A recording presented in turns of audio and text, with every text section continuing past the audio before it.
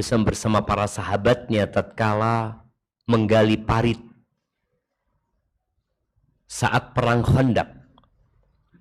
Beliau menyanandungkan bait-bait syair untuk menyemangati para sahabatnya. Beliau mengatakan, "Fawallahi laulallahu ma tasaddaqna wala sallaina." Demi Allah, kalau bukan karena Allah, kita nggak bakal bisa sedekah dan kita nggak akan bisa sholat. Jadi kita bisa sholat, kita bisa hadir di majelis ini, yang hari ini bisa berpuasa, itu murni karunia Allah kepada kita. Dan kalau kita ingin kenal diri kita, apakah Allah menyukai kita atau tidak, lihatlah di mana Allah meletakkan dirimu. Di mana Allah menempatkan dirimu. Kita tahu manusia memiliki standar untuk mengetahui orang mulia itu ya dengan jabatannya, dengan kedudukannya, dengan hartanya. Itu manusia. Tapi Allah Azza wa Jal menjadikan standar hamba yang dicintai Allah adalah tatkala Allah berikan taufik kepada dia untuk taat dan patuh kepada Allah Azza wa Jal. Kalau Allah membiarkan dirimu berbuat dosa, berlanjut, dan tidak menggerakkan hatimu untuk bertaubat kepada Allah Azza wa Jalla, ini sebuah ancaman besar buat diri kita. Allahumma salli wa sallim ala abdika wa rasulika sayyidina wa maulana Muhammadin wa ala alihi wa ashabihi ajma'in. Ya Allah, semoga salawat dan salam, berkah dan nikmat senantiasa Engkau curahkan untuk hamba kekasih-Mu, untuk baginda Nabi kita Muhammad alaihi salatu wassalam, untuk keluarga beliau, untuk istri-istri beliau, untuk putra-putri beliau, dan untuk seluruh sahabat Nabi. Semoga Allah meridhai kita bersama mereka. Amma ba'd, ahibati fillah, kita masuk bulan Muharram. Sebelum Islam, bulan Muharram ini namanya apa? Nah, jemaah, penentuan bulan itu sudah ditetapkan oleh Allah sejak penciptaan langit dan bumi, di mana dalam setahun ada 12 bulan dan mengikuti qamar. Jadi kalendernya itu mengikuti rembulan. Berbeda dengan kalender yang mengikuti matahari, yang dalam setahun mereka memiliki 365 hari. Mereka punya hitungan sendiri. Allah menetapkan hitungan bulan itu sejak penciptaan langit dan bumi, sebagai bukti bahwa Nabi Adam alaihissalam juga menggunakan kalender rembulan. Begitu pula nabi-nabi yang lainnya sampai kepada Nabi Musa alaihissalam yang ada kaitannya dengan puasa Asyura, kemudian Nabi Isa alaihissalam, dan ditutup dengan Nabi kita Muhammad alaihissalam. Mungkin nama bisa berbeda dari satu bahasa ke bahasa lainnya. Pertanyaannya, sebelum Nabi Muhammad alaihissalam diutus, sebelum ada nama Muharram, apa namanya? Safar al-awwal. Safar al-awwal. Maka ada Safar al-awwal, Safar al-akhir, Rabiul awal, Rabiul akhir, Jumadal ula, Jumadal akhirah, Rajab, Sya'ban, Ramadan, Syawal, Dzulqa'dah, Dzulhijjah.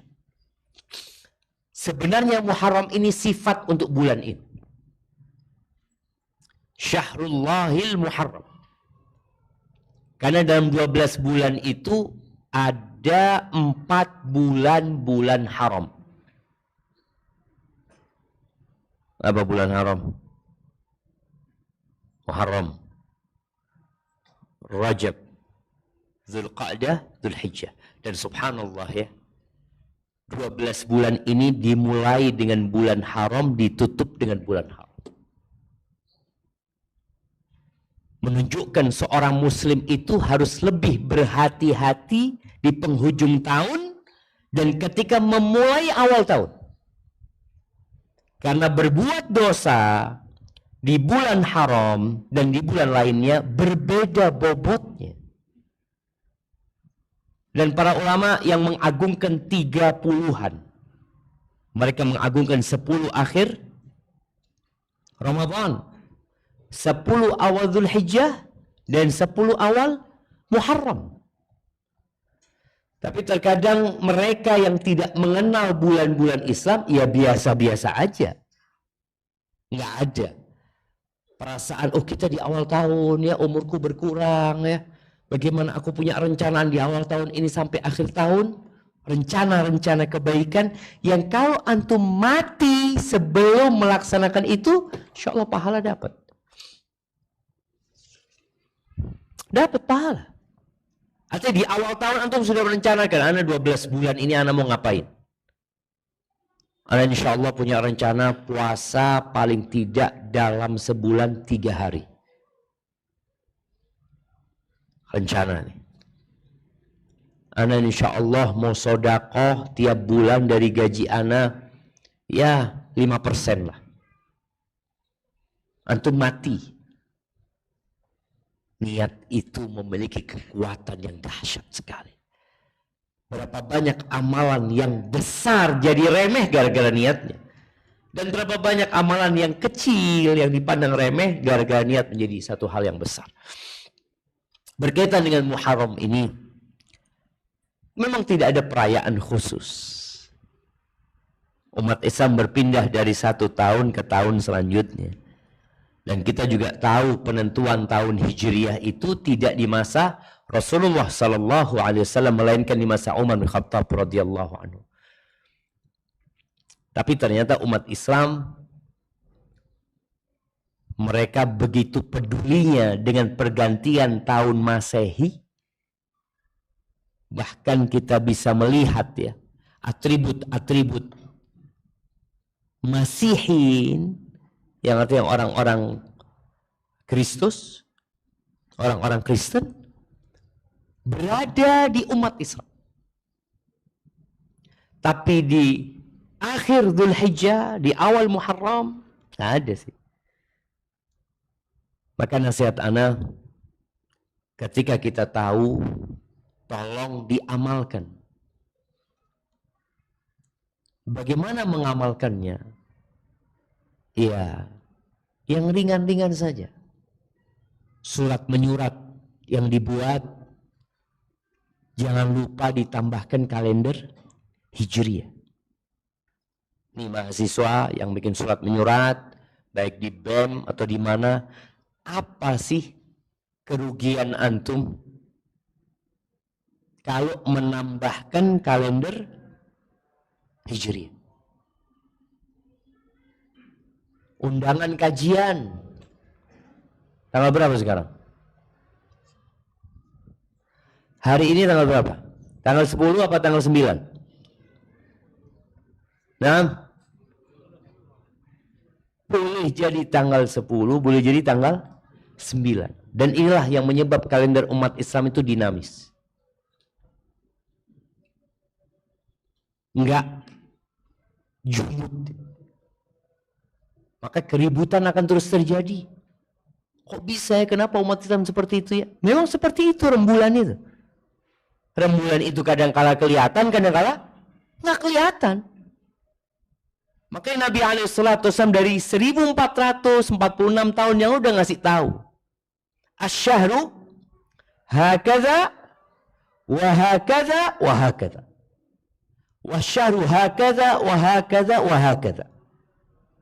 Bulan itu bisa 30, bisa 29.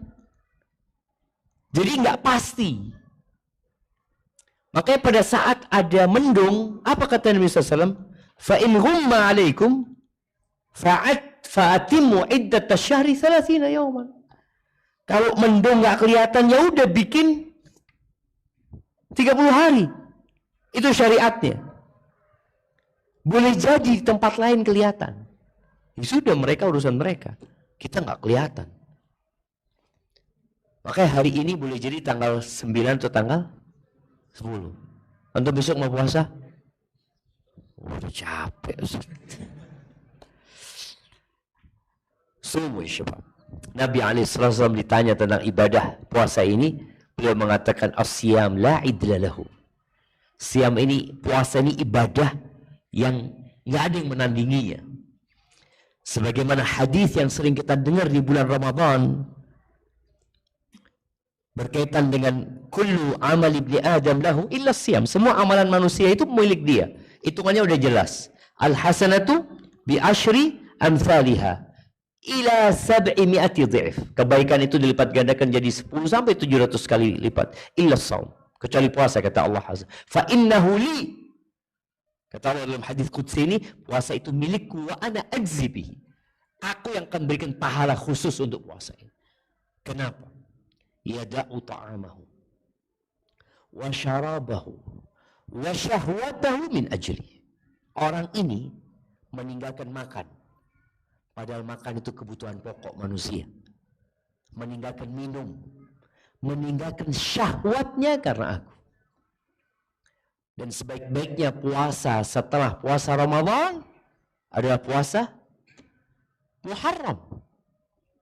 Jadi antum jangan hanya terpaku ke Asyura. Besok akan dibahas oleh Ustaz Nur Khalis ya, bicara Asyura. Yang puasa di tanggal itu dihapuskan dosa 1 tahun ya. Jangan terpaku di sana. Tapi ke Muharram ini bulan puasa, tapi bulan puasa sunnah. Kalau ada bulan puasa wajib namanya Ramadan, maka bulan puasa sunnah namanya bulan Muharram. Dan ketika niat puasa itu jangan sekedar ya mengamalkan sunnah. Antum perlu memperbanyak niat. Contohnya, kenapa antum niat? Kenapa antum puasa? Kayaknya banyak yang kurang puasa Ramadan ana. Semoga dengan puasa sunnah ini disempurnakan puasa Ramadan ana. Kenapa engkau puasa? Ya, aku puasa disebutkan dalam hadis itu katanya yang puasa 1 hari di jalan Allah, Allah akan jauhkan wajahnya dari api neraka sejauh 70 tahun. Kenapa engkau puasa? Ya, aku kepingin masuk dari pintu Ar-Rayyan. Jadi ada niat-niat yang menyebabkan antum semangat. Terus kenapa antum puasa? Ya, kata Nabi SAW, anak muda itu suruh segera menikah, tapi dia nggak mampu. Dan kata Nabi SAW, faman lam yastati' fa'alaihi bisiyam fa innahu lahu wija. Yang nggak mampu untuk menikah maka hendaklah dia puasa, karena puasa itu menjadi pengekang ya, pengontrol syahwat dia. Anak puasa untuk itu. Bayangin ya, ketika antum niat 1, 2, 3, 4 semangat puasa. Tapi ketika antum puasa, umpama puasa Senin Kamis, kenapa puasa Senin Kamis? Kan sunnah. Itu aja. Iya. Kalau nggak sunnah nggak puasa aku. Padahal ada fadilah. Orang itu biasanya tertarik dengan keuntungan dan manfaat yang akan dia dapatkan. Ya Allah, ada apa repot-repot umat Islam ini puasa sunnah lagi Ustaz? Bukankah yang wajib cuma Ramadan? Ada apa ruwet? Salat juga yang wajib cuma 5 waktu. Kenapa qobliyah, ba'diyah? Apa ini tidak berlebih-lebihan dalam beragama? Jemaah, orang bekerja itu kadangkala effort yang dia keluarkan lebih dari kepada kebutuhan dia. Antum kenal sama Elon Musk. Kenapa nggak berhenti dia kerja? Kenapa? Kenapa Elon Musk datang ke Indonesia? Jualan di Indonesia, bayangin ya. Orang kaya raya datang ke Indonesia jualan. Kenapa dia tidak mencukupkan diri dengan kekayaannya? Yang anaknya Elon Musk berapa sih, Jemaah? Nah, ada yang tahu? Coba antum lihat di Google sana. Anda juga nggak tahu gitu loh. Anda cuma keheran kenapa dia begitu ambisinya ya, sampai datang ke Indonesia jualan. Orang mungkin kerja keras ya karena anaknya banyak. Anak-anak mau masuk berapa? Anaknya 12. Jadi berapa istri dia? Hah? Coba dilihat.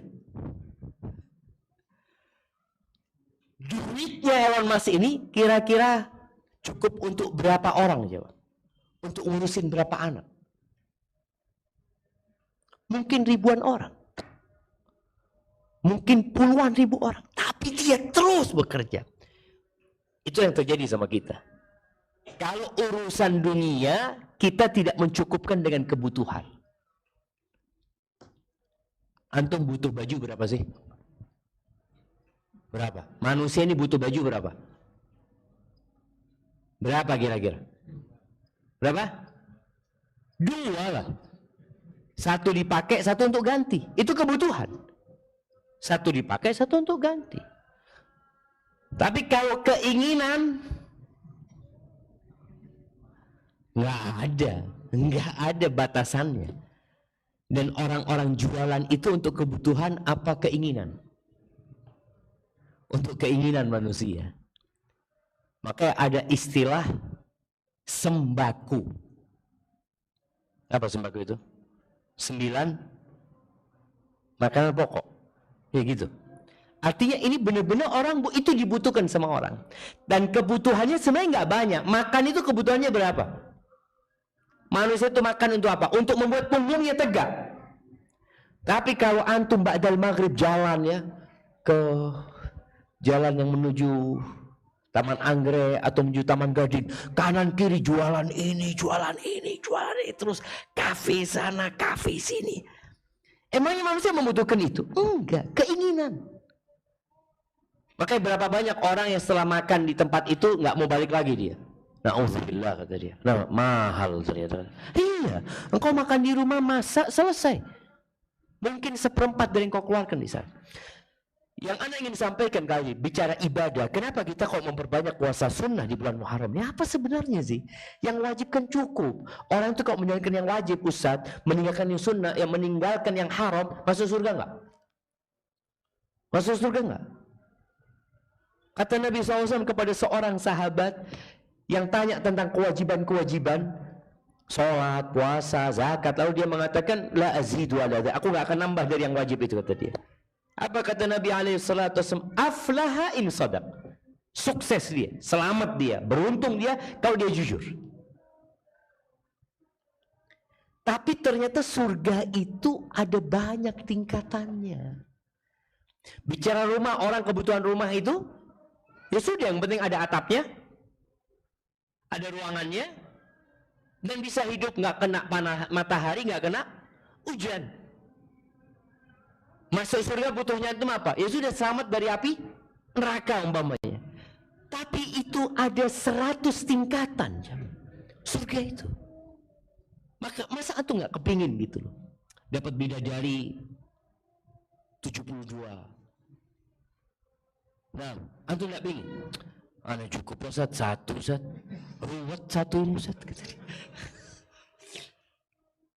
Subhanallah, ada orang yang tidak punya keinginan seperti itu. Makanya Allah Azza wa Jalla ketika membagi manusia, Allah mengatakan faminhum walimun li nafsi wa minhum muqtasid wa minhum sabiqun bil khairati biidznillah.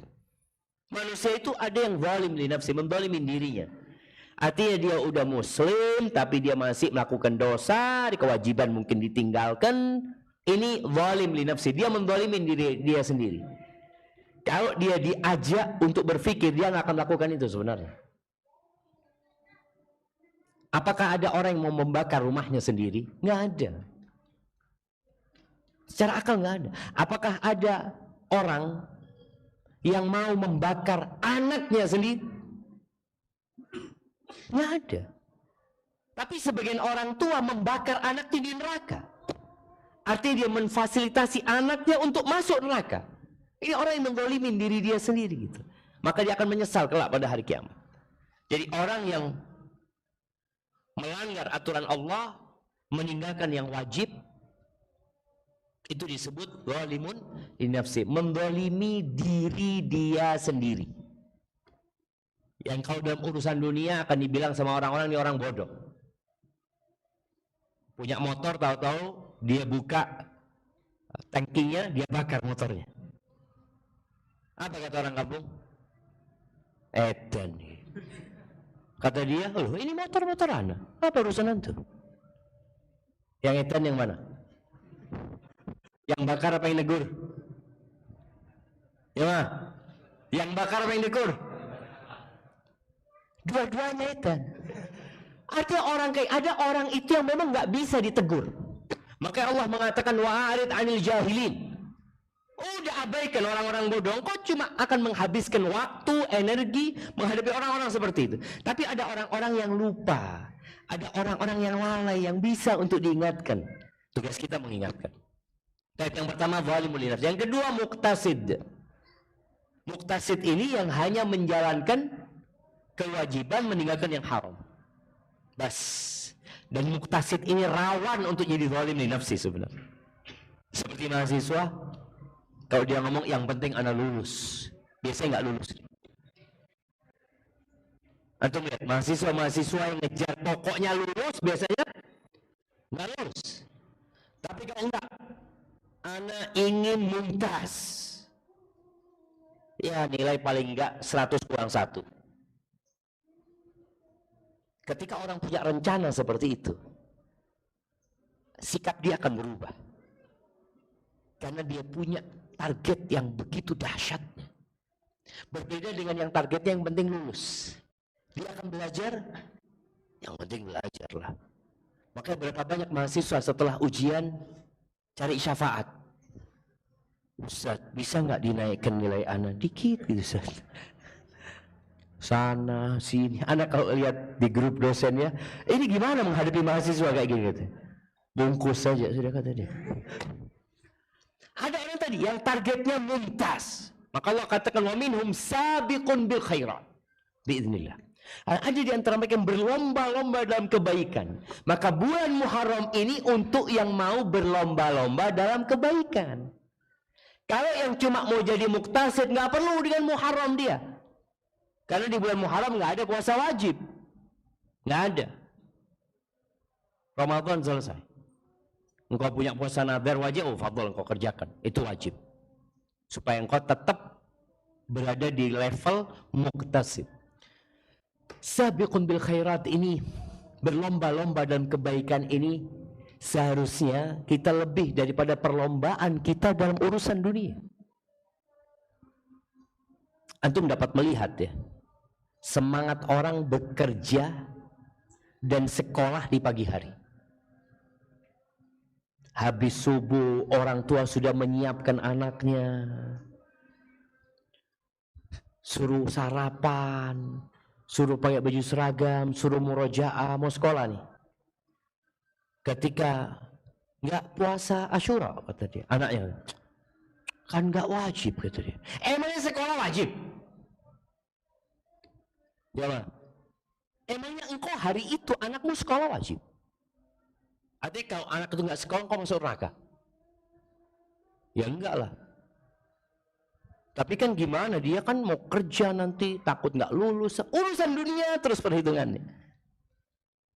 Sebagian orang tua anaknya tidak membangunkan anaknya ketika sholat subuh. Kenapa? Masih kecil Ustaz. Masih 7 tahun. Iya. Pas jam 6 mau sekolah dibangunin. Loh, katanya masih kecil. Tadi subuh gak kau bangunin. Sekarang kau bangunin. Kita bisa melihat ya, bagaimana manusia begitu peduli dengan urusan dunia dan dengan urusan akhirat dia gak peduli. Ahibati fillah.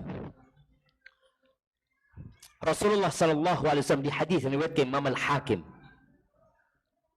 dari Abu Musa Al-Asy'ari radhiyallahu taala anhu, pernah dalam satu perjalanan Nabi alaihi salatu wasallam singgah di rumah orang Badui, di tendanya orang Badui.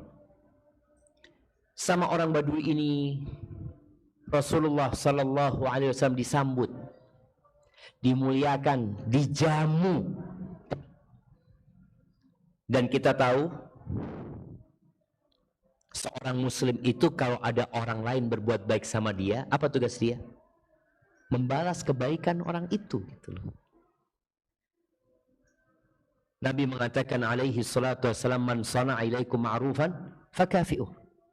Barang siapa yang berbuat baik kepada kalian, balaslah dia. Kita itu jangan terlalu sering dikasih. Antum ketika dikasih, antum ngasih. Bisa enggak? Ya semampu antum. Fa in lam tajidu ma tukafi'una bihi, kalau kalian tidak memiliki sesuatu yang dapat digunakan untuk membalas kebaikan orang itu, ya sudah, doakan dia. Katakan jazakumullahu khairan. Nabi mengatakan kepada orang Badui ini, idza ji'tal Madinah fa'tina. Kalau engkau nanti singgah ke kota Madinah, kunjungin aku. Dapat berapa waktu datang Badui ini jemaah. Lalu Rasulullah SAW memberikan kepada dia penawaran. Ingin memuliakan orang Badui ini dengan mengatakan sal hajatak. Mintalah keinginanmu. Kau kepingin apa? Itu di rumah Nabi SAW. Artinya Nabi punya gitu di situ. Apa kata orang Badui ini? Ketika disuruh minta, dia meminta naqah arkabuha wa a'nuzun yahlubuha ahli. Aku minta seekor onta betina yang dapat ditunggangin. Mintanya banyak apa dikit jemaah? Mahal loh onta itu jemaah. Ini minta onta dan kita tahu dalam 100 ekor onta belum tentu ada satu yang bisa ditunggangi. Dalam 100 ekor onta. Dan orang Badui ini minta onta yang dapat ditunggangi. Bukan onta daging, tapi onta yang dapat ditunggangi. Dan dia minta beberapa ekor kambing yang susunya bisa diperas sama keluargaku. Lalu Nabi SAW mengatakan kepada para sahabatnya, a'ajiztum an takunu mithla ajuzi bani Israel. Ayajizu ahadukum ayyakuna mithla ajuzi bani Israel. Apa enggak bisa kalian itu menjadi seperti wanita tua dari kalangan Bani Israel? Mereka berwama ajuzu bani Israel. Apa kisah wanita tua dari kalangan Bani Israel? Kisahnya ini terjadi di malam 10 Muharram. Kisah wanita tua ini terjadi di malam 10 Muharram. Nabi SAW mengatakan, Inna Musa, sesungguhnya Nabi Musa alaihissalam, lamma sara bi Bani Israel min Misr, ketika Nabi Musa hendak meninggalkan Mesir bersama Bani Israel, dallut tariq, mereka tersesat. Artinya mereka sudah punya perencanaan, tapi mereka tersesat. Mereka membawa puluhan bahkan ratusan ribu orang. Faqala ma hadha? Nabi Musa tanya, loh, kok bisa tersesat kita gitu loh? Padahal perencanaannya sudah jelas lewat jalan mana, tapi kita kok tersesat? Faqala ulama'uhum. Maka ulama-ulama Bani Israel mengatakan, Inna Yusuf.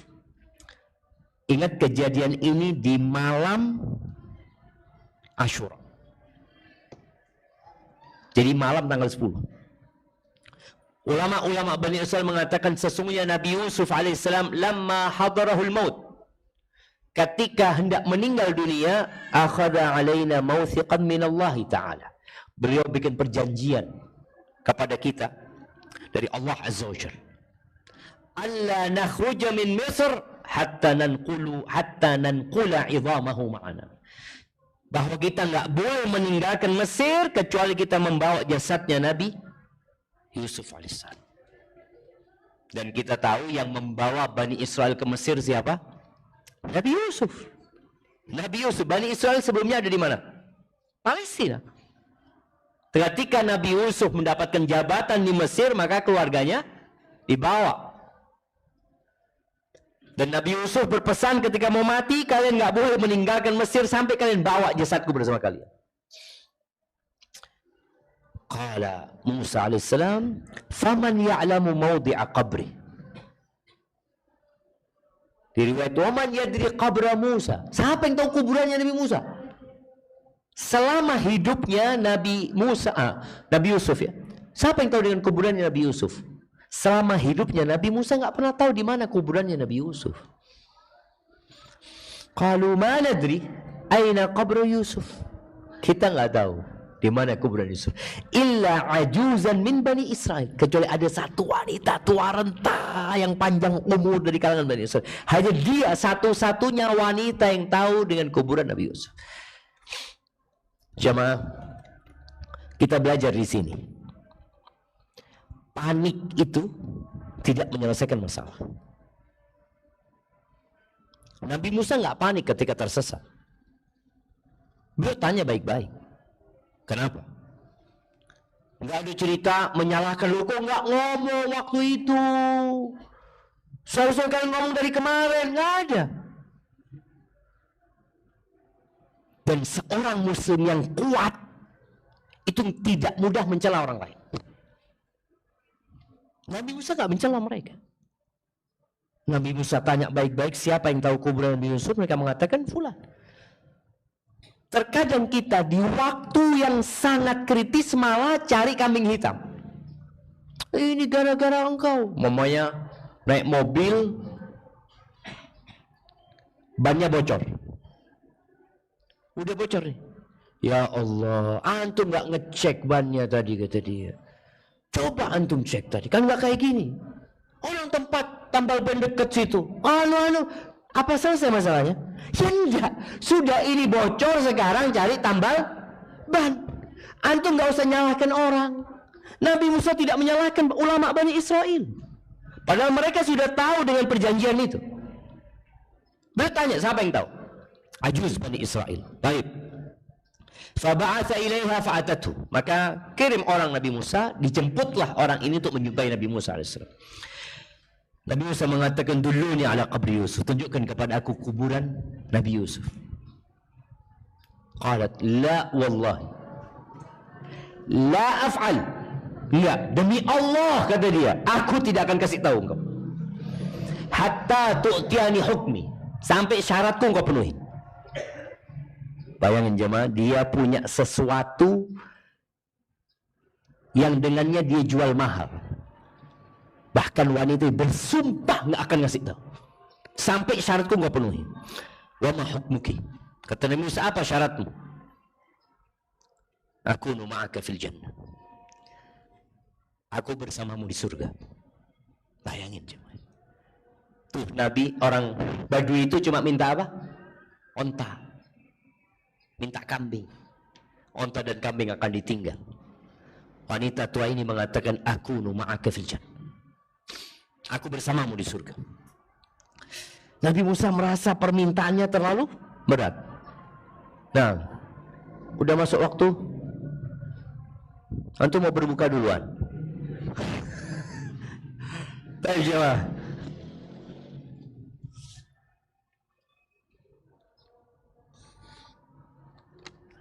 Nah, ini ada pengumuman iftar. Ini diutamakan untuk jamaah dari luar.